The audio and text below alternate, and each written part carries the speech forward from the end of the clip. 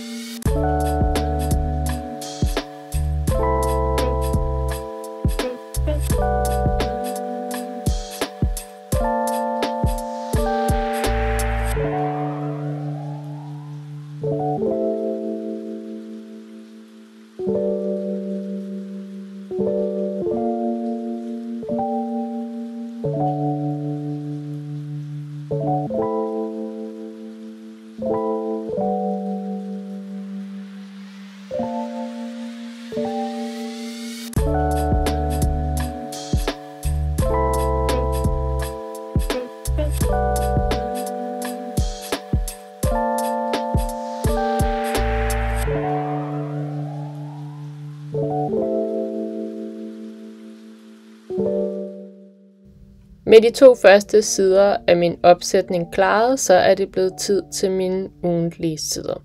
Og i den her måned, der bliver det til 4 uger, hvor jeg starter min første uge på den 4. august. Jeg laver 5 lige store kasser og 2 lidt mindre på alle siderne, og det er de 2 sider af kassen og bunden af kassen, som jeg løst tegner op med lidt mellemrum imellem striberne. For at undgå, at alle siderne de bliver ens, så har jeg ændret lidt i, hvordan de her kasser er placeret i hver uge. Jeg lader være med at lave den øverste streg, fordi jeg her har tænkt mig at sætte ugedagene og datoerne, så det simpelthen er det, der danner den øverste streg på kasserne.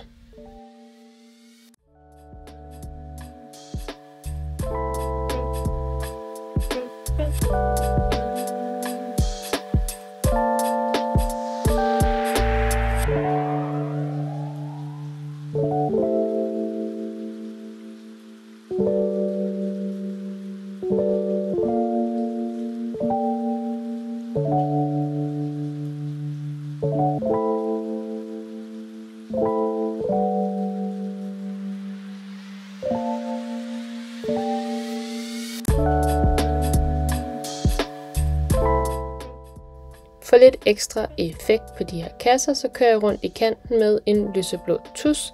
Jeg har udvalgt 2 forskellige lyseblå farver, og jeg skifter simpelthen så hver anden uge af det forskellige lyseblå.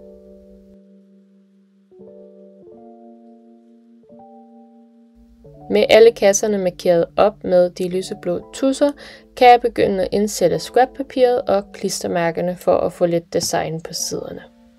Her bruger jeg samme teknik som før, hvor jeg river de elementer ud, som jeg godt kunne tænke mig at bruge, klister dem fast og bruger klistermærker til også at dekorere henover. De små rester, som jeg eventuelt ikke bruger af de her stykker, som jeg river af, dem gemmer jeg til at kunne bruge på et andet tidspunkt.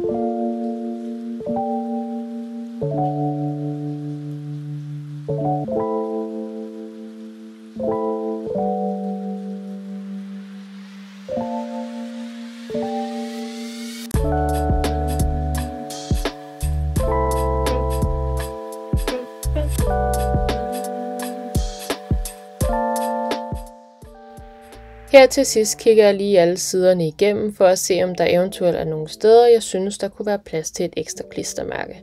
Jeg har nemlig stadig nogle tilbage på arkene, og selvom jeg nok skal finde noget andet at bruge dem til, så kan jeg lige så godt lige tjekke efter og se, om jeg synes, der mangler noget.